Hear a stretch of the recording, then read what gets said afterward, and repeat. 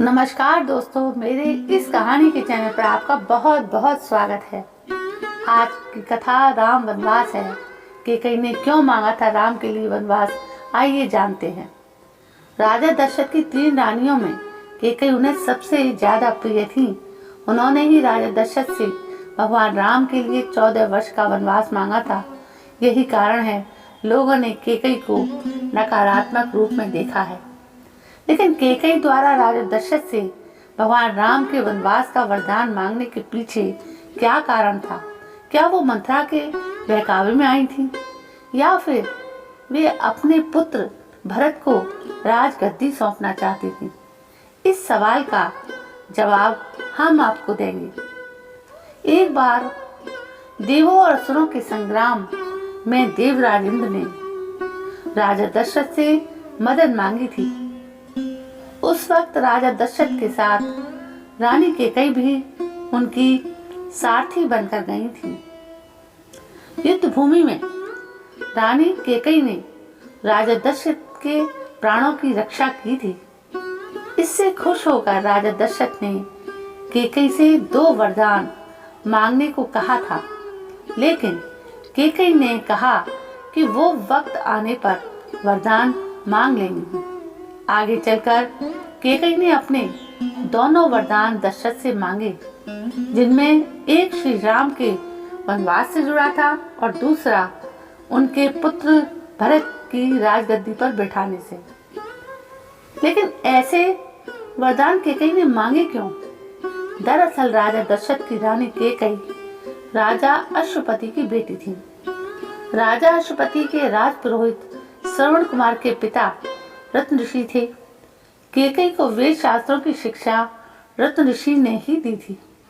उन्होंने कैकेयी को बताया था कि राजा दशरथ की कोई भी संतान राजगद्दी पर नहीं बैठ पाएगी। इसके साथ ही ज्योतिष गणना के अनुसार उन्होंने यह भी बताया कि राजा दशरथ की मृत्यु के बाद यदि 14 वर्ष के दौरान कोई संतान गद्दी पर बैठी भी तो रघुवंश का नाश हो जाएगा।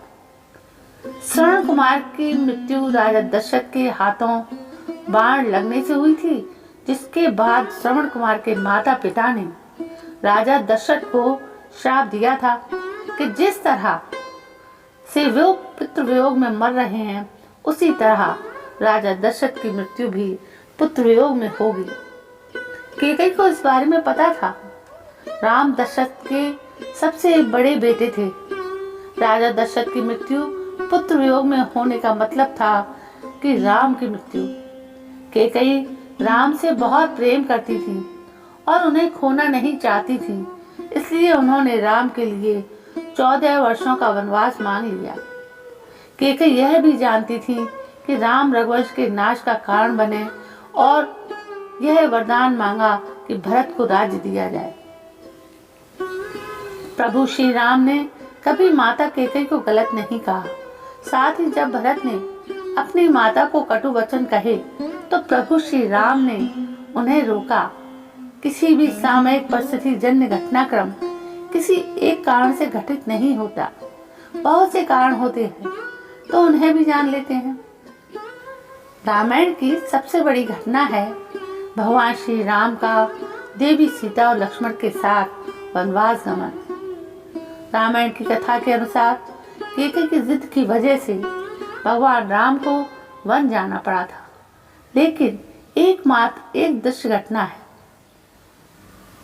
श्री राम के वन गमन के पीछे कई दूसरे कारण भी थे, जिन्हें वही व्यक्ति समझ सकता है जिन्होंने रामायण को पढ़ा और समझा हो। कैकेयी ने हमेशा राम को अपने पुत्र भरत के समान ही प्रेम किया था। कभी भी कैकेयी ने राम के साथ कोई भेदभाव नहीं किया। यही वजह थी कि जब राम के वन जाने की वजह का पता भरत को चला तो वह हैरान हुए थे कि माता कैकेयी ऐसा कैसे कर सकती थी। और सच भी यही था कि कैकेयी ने ये जानबूझकर नहीं किया था। इनसे यह काम देवताओं ने करवाया था। यह बात रामचरितमानस में के इस दोहे से स्पष्ट होती है। पति हमारे विलोक बड़ी मातु करे सोई आज, राम जाय बन राज तजी होए सकल सुरकाज। भगवान राम का जन्म रावण वध के उद्देश्य से हुआ था। अगर राम राजा बन जाते तो देवी सीता का हरण और इसके बाद रावण वध का उद्देश्य अधूरा रह जाता। इसलिए देवताओं के अनुरोध पर देवी सरस्वती कैकेयी की दासी मंत्रा की मति फेर देती हैं। मंत्रा आकर कैकेयी का कान भरना शुरू कर देती हैं कि राम अगर राजा बन गए तो कौशल्या का प्रभाव बढ़ जाएगा, इसलिए भरत को राजा बनाने के लिए तुम्हें हठ करना होगा। मंत्रा की जुबान से देवी सरस्वती बोल रही थी, इसलिए मंत्रा की बातें कैकेयी की मति को फेरने के लिए काफी थी। कैकेयी ने खुद को कोप भवन में बंद कर लिया। राजा दशरथ जब कैकेयी को मनाने पहुंचे तो कैकेयी ने भरत को राजा और राम को 14 वर्ष का वनवास का वचन मांग लिया। इस तरह भगवान राम को वनवास जाना पड़ा। इसके अलावा जो कारण है उनका संबंध एक श्राप से है। नारद मुनि के मन में एक बार एक सुंदर कन्या को देखकर विवाह की इच्छा जगी थी। नारद मुनि नारायण के पास पहुंचे और हरि जैसी छवि मांगी। हरि का मतलब विष्णु भी होता है और वानर भी। भगवान ने नारद को वानर मुख दे दिया। इस कारण से नारद मुनि का विवाह नहीं हो पाया। क्रोधित होकर नारद मुनि ने भगवान विष्णु को श्राप दे दिया कि आपको देवी लक्ष्मी का वियोग सहना पड़ेगा और वानर की सहायता से ही आपका पुनः मिलन होगा।